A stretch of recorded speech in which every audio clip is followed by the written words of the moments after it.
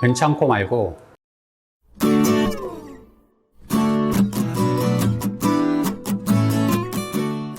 안녕하세요. 닥터 이재순의 암과 면역 이야기입니다. 오늘은 비타민C에 관한 이야기를 해볼까 합니다.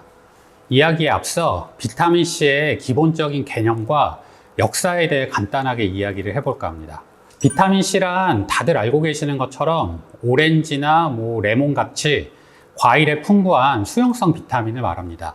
비타민C는 영어로 아스코빅 애시드라고 하는데 직역을 해보면 아스코르브산이라고 합니다. 그 어원을 살펴보면 항궤혈병성 인자라고 하는데요. 간단하게 설명을 드리자면 오렌지나 레몬처럼 시큼한 과일에 궤혈병, 그 잇몸에 피가 나는 병 아시죠? 궤혈병을 예방하는 어떤 물질이 있을 거라는 가설로부터 비타민C의 어원이 유래됐다고 생각을 하시면 됩니다. 비타민C는 우리 몸에서 콜라겐을 합성을 하고요.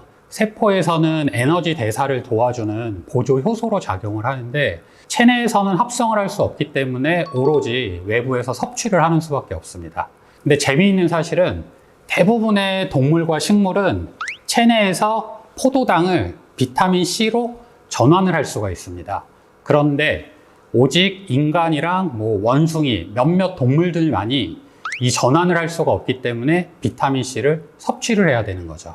이 비타민C의 분자 구조를 살펴보면 되게 특징적인 오각형 구조를 이루고 있는데 이 오각형 구조가 포도당과 매우 유사한 구조를 가지고 있습니다. 이 포도당과 비슷한 구조를 가지고 있는 특징 때문에 대부분의 동물과 식물은 포도당을 비타민C로 전환을 할 수 있는 거고요. 저희 인간과 원숭이들만이 이런 것들을 못하고 있는 거죠. 실제로 이 포도당과 구조적으로 유사한 이런 특성 때문에 임상적으로 나타나는 몇 가지 특성도 있는데요. 예를 들어 보면 비타민C를 주사로 맞고 나서 혈당 검사를 해보게 되면 혈당이 갑자기 확 오르는 거를 볼 수 있거든요. 이거는 사실은 당이 오르는 게 아니라 비타민C를 포도당이랑 구분을 할 수 없어서 우리 간이 혈당계가 오류를 일으키는 겁니다. 그래서 실제로 비타민C 치료를 하는 병원에서는 이 오류를 이용해서 간단하게 비타민C 농도를 측정을 하기도 하는데 이러한 자세한 방법은 제가 다음 기회에 조금 자세히 설명을 드려보도록 하겠습니다. 그렇다면 이러한 비타민C가 언제부터 항암에 있어서 조금 관심을 갖게 되었는지 그거에 대한 말씀을 드려보도록 하겠습니다.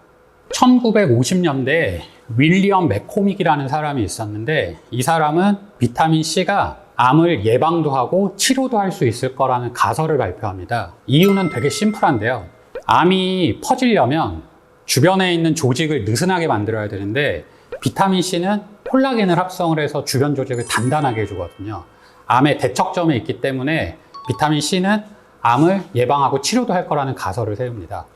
미국의 물리화학자인 라이너스 폴링이라는 사람이 있는데 노벨상을 2번이나 받은 사람입니다. 이 사람은 초기부터 비타민C를 아주 좋아하는 사람이었는데요. 심혈관 질환, 바이러스, 인플루엔자 감염, 암 치료까지 비타민C가 모두 효과가 있을 거라고 주장을 했던 사람이고요.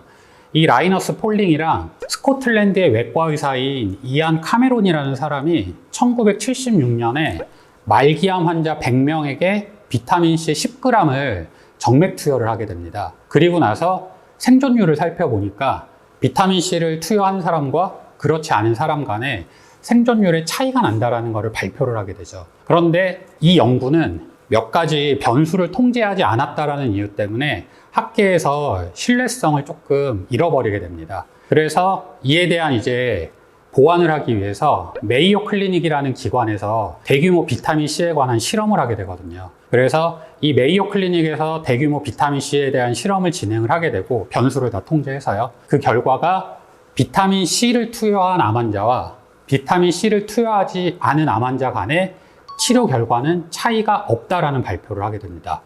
그래서 한동안 비타민C는 항암 효과가 전혀 없다라는 일종의 암흑기가 찾아오게 되죠.